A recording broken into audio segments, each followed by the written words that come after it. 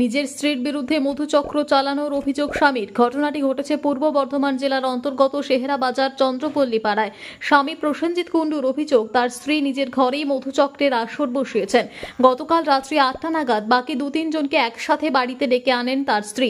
এরপর সেখানে মধুচক্র চলে। পরের দিন ভোর 4টার সময় ট্রেন ধরে আবারও ফিরে যান ওই যুবকেরা।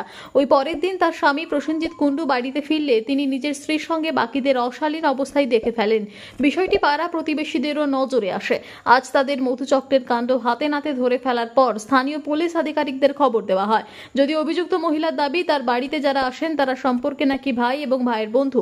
অন্যদিকে অভিযুক্ত স্ত্রীর দাবি মানতে নারাজ তার স্বামী প্রসেনজিৎ কুণ্ডু। তিনি বলেন, স্ত্রীর সকল আত্মীয় স্বজনদের তিনি চেনেন, তাই রাত্রিবেলা আসা আর ভোরবেলায় ফিরে যাওয়া ওই ব্যক্তিরা স্ত্রীর ভাই নয়। মহিলার স্বামী এও জানান, ইতিপূর্বে স্ত্রীর মধুচক্র চালানোর দায়ে গায়ে আগুন লাগিয়ে দেওয়া হয়েছিল বলে অভিযোগ। এ বিষয়ে অভিযোগ জানিয়ে খণ্ডঘোষ থানার দ্বারস্থ হলেও পুলিশ প্রমাণ চেয়ে বসে।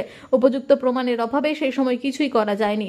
স্ত্রীর সঙ্গে তার 5 বছরের বিবাহিত জীবন, রয়েছে একমাত্র পুত্র সন্তান। সেই মায়ের এমন কাণ্ড দেখে হতভম্ব এলাকার বাসিন্দারা।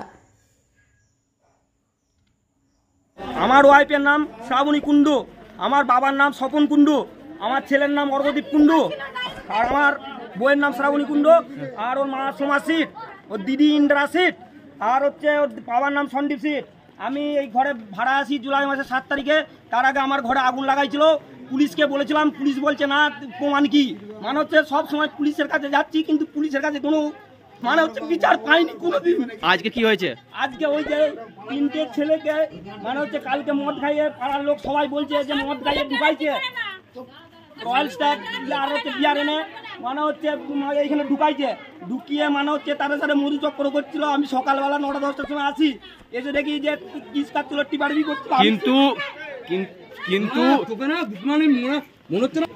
আজকে কি হয়েছে ঘটনাটা? আজকে হয়েছে কালকে রাত্রিবেলা ওই ছেলেটি এসছে। আমি এইখানে এসেছিলাম একবার, মানে হচ্ছে রাত্রি 8টার সময় 10টার সময়, যে তখন দেখছি পান্ডারে আমি একবার দাঁড়াইছিলাম বলে আমাকে বলছে, তুমি পান্ডারে দাঁড়াচ্ছ, একটা মেয়ে ছেলে থাকে, তোমার কোনো একটা মান সম্মান নাই? কিন্তু ওরা তো বলছে যে ওরা নাকি ওর ভাই।